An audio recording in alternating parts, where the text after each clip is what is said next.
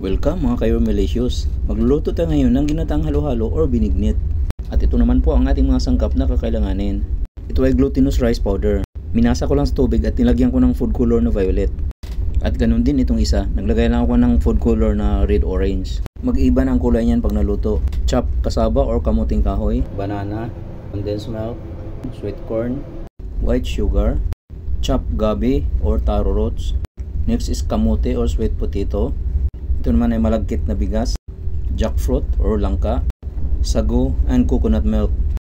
Itong malagkit na rice na to, ito yung pinakauna nating isasalang. Bali ito yung magpapalapot sa ating ginataang halo-halo.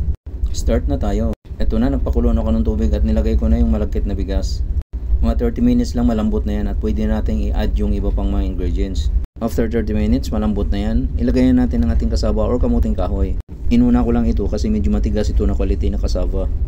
Hayaan mo natin kumulo na at least 5 minutes. After 5 minutes, check na natin.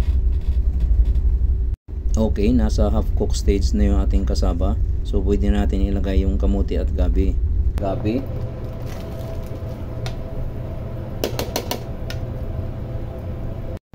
At sunod naman natin ang kamuti or sweet potato.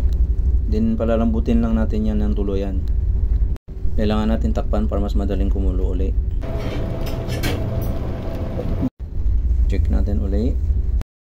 After how many minutes? Ito na siya. This time pwede natin ilagay yung mais or sweet corn.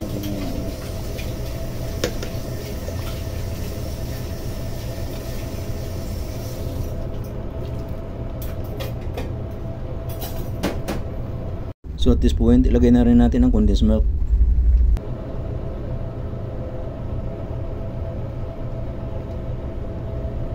Kailangan nating haluin paminsan para yung kanin dun sa pinaka-base ng kaldero ay hindi kakapit. Ayan, naging kulay gatas na siya dahil sa ating nilagay ng condensed milk. This time, pwede natin ilagay ang sago. Yung ating sago ay pinong-pino, pero okay lang yan. Pagkalagay ng sago, kailangan haluin natin dahil magbubuo yan pag hindi natin ginalaw.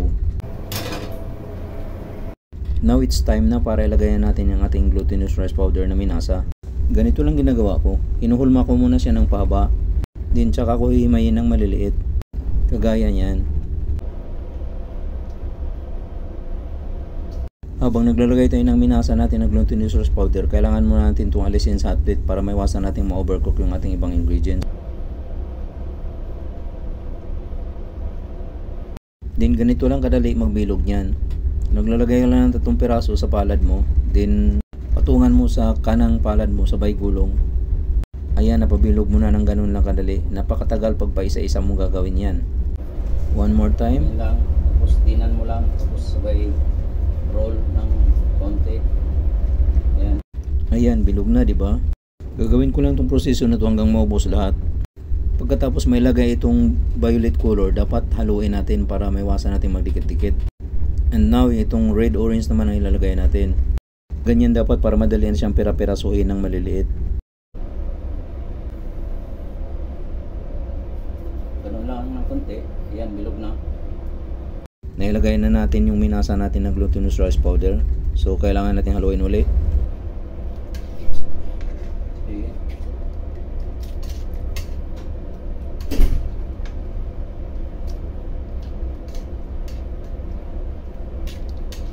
Haluin lang natin. Kailangan talaga natin yung haluin para hindi magdikit-dikit yung ating bilo-bilo. Okay, this time, lagay na natin ang saging at ang langka. Ang pinakauli ay yung gata.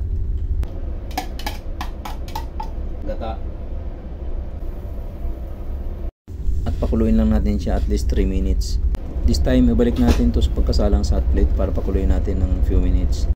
Pagkalagay ng purong gata, huwag nyo nang pakuluin ng matagal, at least 2 to 3 minutes lang. Cover natin para kumulo siya for few minutes. After 3 minutes, ito na, check na natin.